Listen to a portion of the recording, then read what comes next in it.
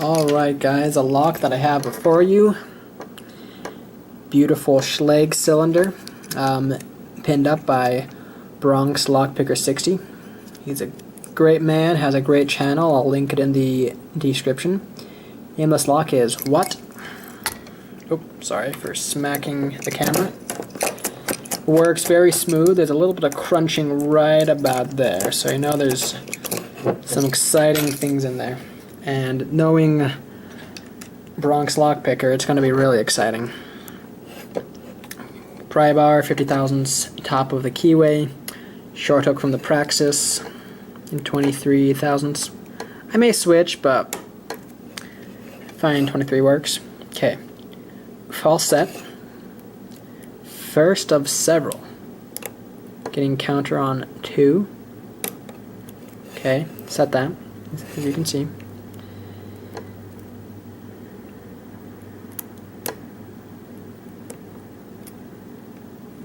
This lock gives really good feedback, except at the end, and I'll show you guys what I mean.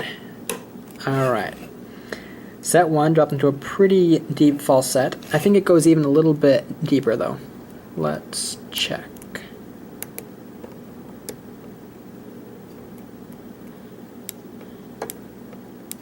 I feel like I was getting counter rotation, but then nothing came of it.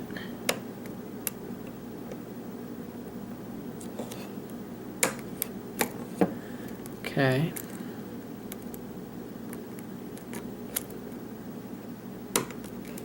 Okay. Making progress here.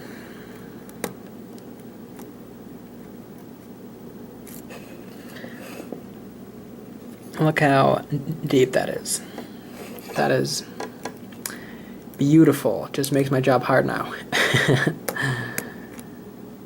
So this is the point in time where I just flounder around and hope the lock opened, because I don't get any more feedback. The core will move. I don't know if that's just me like hitting my tension wrench, or if it's... I just clicked something. I don't know what that was, but...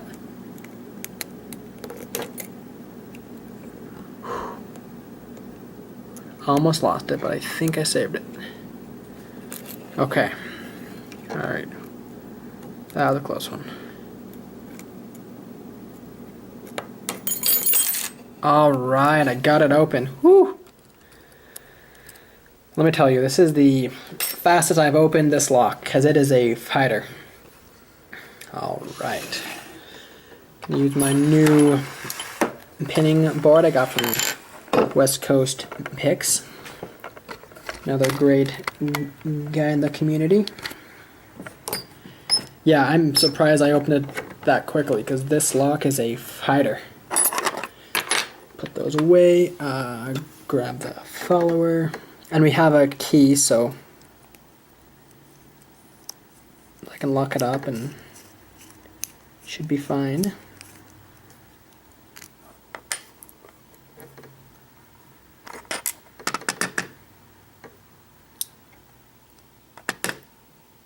There's a spring, but he doesn't want to come out. Alright, the core got locked up.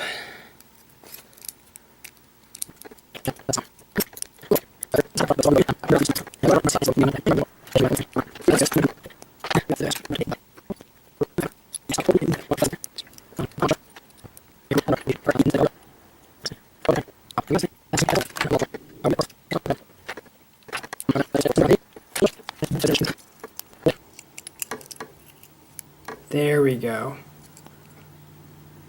I'm holding it upside down. Woo! Alright guys, that's number 1.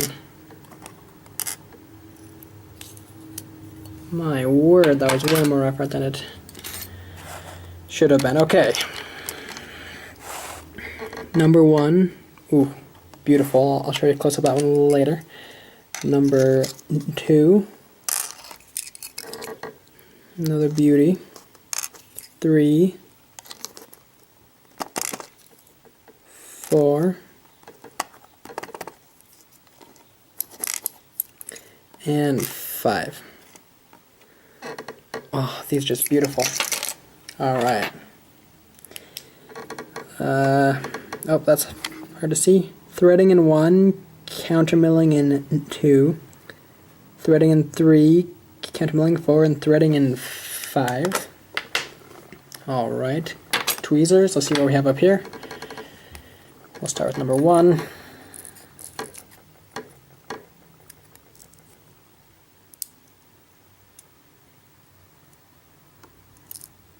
Beautiful serrations. That was oriented like that. Pretty wide serrations. Steel spring. Number 2.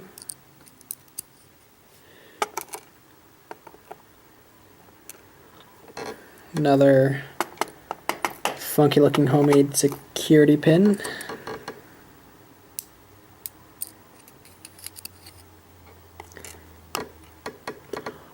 All of these are combinations between spools and serrated. It's probably why I was having such great feedback. I'm curious though, why was I having such deep falsets? Number 5 is a serrated T-pin. So far, none of these springs are the same. We've had 1 steel and 3 copper.